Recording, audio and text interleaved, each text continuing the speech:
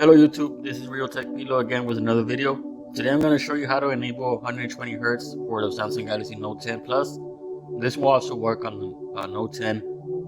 This is just so you guys can see that it is possible to enable 120 Hz. This is not kickplate, this is real, it is 100% working. So let me go ahead and show you real quick. My first thing you want to do is you want to go to settings.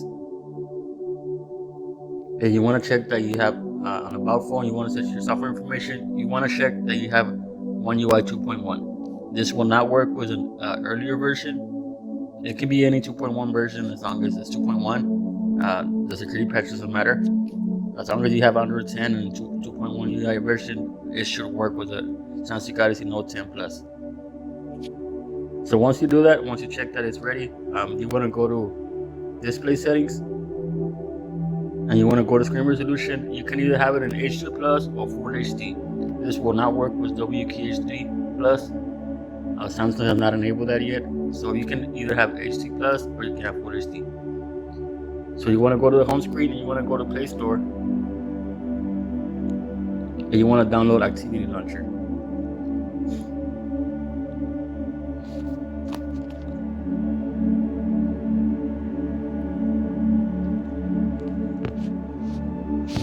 Once you install this app, it's gonna be the TV Launcher by Atom.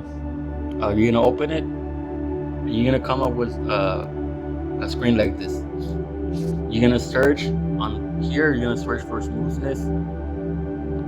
It's gonna be here, motion smoothness. You're gonna press on it, and here's, as you can see, it says it's giving you options to do high refresh rate. I currently have it at 60 Hertz, but you can enable that at high refresh rate at 120 Hertz.